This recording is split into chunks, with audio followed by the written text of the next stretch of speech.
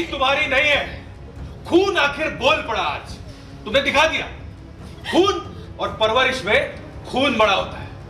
Daddy तुम हमारी नहीं हो, तुम हमारा खून नहीं हो। क्या बोल रहे हो पापा? समझाइए ना उन्हें। आप मेरी मम्मा हैं। तुम्हारी माँ नहीं है, नहीं है तुम्हारी माँ।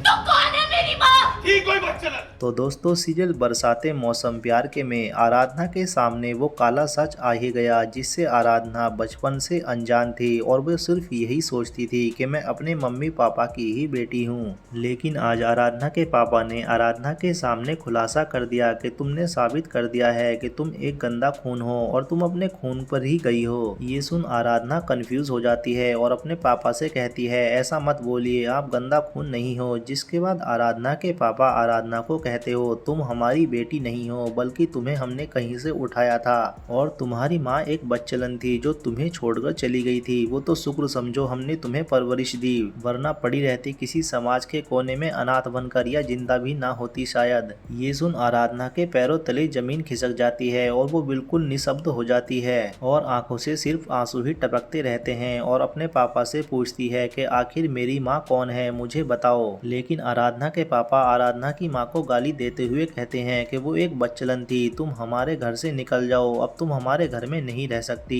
जिसके बाद आराधना घर छोड़कर चली जाती है और अपने दोस्त के घर जाकर रुक जाती है। दरअसल आराधना की जिंदगी में ये सारी ट्रेजेडी रियांश की वजह से हो रही है, क्योंकि रियांश ने आराधना और अपना एमएमएस वायरल कर दिया था कि आराधना ने मेरे साथ ऑफिस में जबरदस्ती की है। जबकि आराधना तो रियांश से प्यार करती थी, लेकिन आराधना ने कभी सपने में भी नहीं सोचा था कि रियांश ऐसा कुछ कर देगा। लेकिन जल्द ही रियांश को अपनी गलती का एहसास होगा। जब सच्चाई सामने आ गई तो रियांश अपने आप को माफ नहीं कर पाएगा। वेल अभी देखना ये होगा आखिर कब तक रियांश के सामने सच्चाई आती है। तो आज के लिए इतना ही, मिलते हैं नेक्स्ट वीडियो में, तब तक के लिए बाय बाय, टेक केयर।